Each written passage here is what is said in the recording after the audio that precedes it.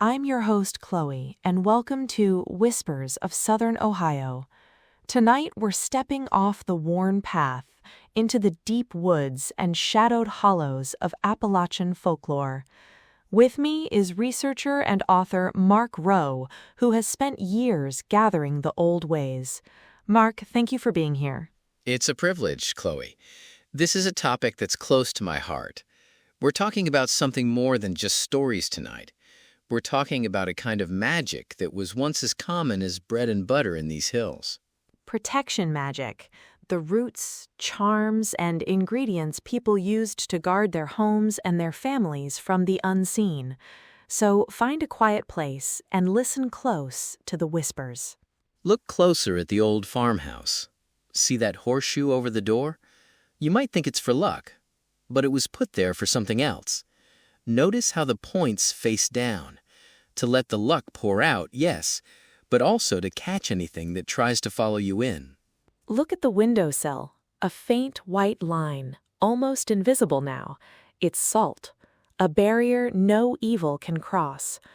A knotted red thread tied to a cradle, a sprig of dried herbs tucked into a chimney. These aren't decorations. They are weapons. They are shields. They are the quiet, stubborn language of protection, spoken by people who knew the world was wider and wilder than it seemed. Mark, let's start with the most fundamental idea. In southern Ohio, in Appalachian tradition, where did protection come from? Was it from a specific spell book or something else entirely? It came from the land itself. That's the key.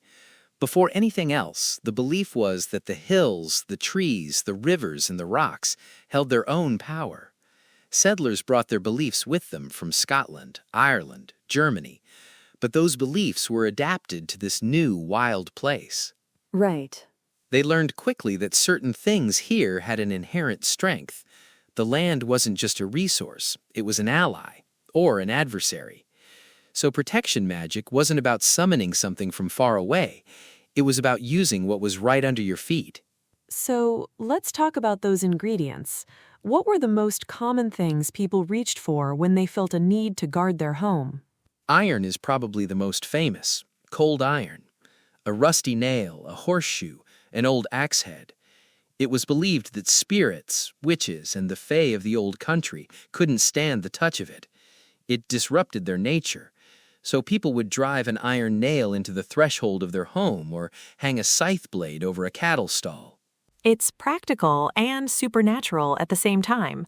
You always have a nail or a piece of old farm equipment lying around. Exactly. And then there's salt. Salt creates a boundary. It purifies. A line of salt across a doorway or a windowsill was a barrier nothing malevolent could cross. It was used to protect butter churns from being cursed so the butter wouldn't come, or sprinkled in the corners of a new cabin to cleanse it before the family moved in. Mm-hmm. And you also see the use of certain plants and woods, right? Oh, absolutely. Rowan and ash are two of the most powerful. These are direct holdovers from European folklore. A cross made of rowan twigs tied with red thread was a potent charm against witchcraft. You'd hang it over a door or a cradle. Ash wood was used for protection on journeys. A walking stick of ash wasn't just for support, it was to ward off trouble on the road. And what about local herbs, the things that were specific to this region? That's where you see a fascinating blend. Settlers learned from their new environment, and there's evidence they incorporated elements of Native American herbal lore. Things like mullein, known as hag's taper, was used to ward off evil spirits. Plantain, which grows everywhere, was called life medicine and was used for spiritual and physical protection. These weren't just folk remedies, they were spiritual tools. So we have these raw ingredients. How are they combined into more complex charms? I'm thinking of things like witch bottles. The witch bottle was a powerful piece of countermagic. If you believed you or your family had been cursed, you'd create one. It was a kind of magical trap. What went into it? Sharp things, bent nails, pins, shards of glass, and something personal to the victim, hair, nail clippings, or even urine. This created a sympathetic link. You'd seal the bottle and then bury it, often under the hearth or near the doorway. The belief was that the spell would be drawn to the personal item, get trapped on the sharp objects, and be neutralized or reflected back at the sender. That's incredibly visceral. And you found evidence of these in your research? I've spoken with people who have found them while renovating old homes, buried in chimneys. Sometimes they just look like old junk in a bottle. But when you know what you're looking for, the pattern is unmistakable. It's a direct connection to a moment of fear and defiance from a century ago or more.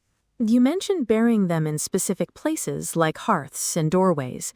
Let's talk about those locations. Why were they so significant? Because they're thresholds, liminal spaces, places that are neither one thing nor another. A doorway is neither inside nor outside. A chimney is a direct, open path from the heart of the home to the sky. A crossroads is a place of decision, where paths meet and spirits were thought to gather. Points of vulnerability. Precisely. These were the weak points in a home's spiritual armor. So that's where you placed your strongest protections. You guarded the boundaries. An iron nail in the doorframe wasn't just in the wood, it was in the boundary itself. A charm buried under the hearth protected the home's heart and sealed a major spiritual entryway. Mark, in your fieldwork, have you met families who still consciously practice these things? Or is it more of a memory now? It's often a quiet memory, something done out of habit without always remembering the full reason why. I once interviewed an elderly woman who showed me a small, oddly shaped stone on her mantelpiece. She said her grandmother put it there and told her never to move it. Just never move it. That's it. She didn't know it was likely a hold stone, a traditional charm for protecting the hearth. The specific meaning was lost, but the tradition, the act of protection, endured. It becomes part of the family's grammar. You just do it because it's always been done. And what was all this protection for? We've mentioned spirits, but was the main fear something more human? Almost always. The background radiation of all this magic was a quiet, pervasive fear of witchcraft, not necessarily of a coven in the woods, but of a neighbor with a grudge, of jealousy. The belief in the evil eye or being overlooked was very real. So if your cow suddenly went dry or a child fell ill without explanation, your first thought might not be disease, but malice. Someone might have wished you ill. And in a small, isolated community, a neighbor's ill will was a tangible threat. So these charms, these bits of iron and salt and thread, they were a way of taking control. They were an assertion of power in a world where you often felt powerless. It was a shield against not just spirits, but the darker side of human nature. Mark, we've talked a lot about physical objects, iron, salt, herbs, but what about words? Were there spoken charms, incantations, or even specific prayers that were part of this tradition? Absolutely. The spoken word had immense power. Often it was intertwined with Christian belief, creating a unique syncretism. You'd find people using specific Bible verses, like a passage from Ezekiel or the Psalms, as a form of protection. They'd write it down and place it in a pocket or tack it to a door. Or they would recite it while performing a protective action, like sprinkling salt. The act of speaking the verse was thought to invoke its power directly. That's fascinating. It adds another layer to it all. You mentioned the fae and spirits. Were there specific entities or legendary creatures in Southern Ohio folklore that people were particularly afraid of? Things with names? When you piece all of this together, Mark, the herbs, the iron, the witch bottles, what does it tell us about the culture of Southern Ohio? What does it reveal about the people who lived here? It shows a people who were profoundly self-reliant, not just physically, but spiritually. They didn't necessarily wait for a priest or an institution to solve their problems. They used the knowledge they had, passed down through families, and the resources the land gave them. Right. A very practical form of spirituality. Very. It also shows a deep, unsentimental connection to their environment. They understood the duality of the land. It could provide for you, but it was also full of dangers, both seen and unseen. There was a respect for the power of the natural world that we've largely lost. And why do you think these practices endured for so long, even into the 20th century? Because they worked. Maybe not in the literal, magical sense we might think of today, but they worked psychologically. They gave people a sense of agency. They eased anxiety. In a world of uncertainty, of crop failure, sickness, and isolation, taking a deliberate action to protect your home provided comfort and a feeling of control. It's a way of saying, I see the darkness and I am doing something about it. That's the heart of it. These traditions are a testament to human resilience. They are the whispers of generations who believed the land remembers, that thresholds matter, and that a simple nail, placed with intention, could hold back the night. Thank you for joining me and Chloe on Whispers of Southern Ohio. If you'd like to explore more of my work, you can follow me on my Amazon author page at amazon.com/author/Mark H. Rowe and visit me at markhrowe.com for more stories, books, and updates. Until next time, keep your lantern close and your curiosity closer.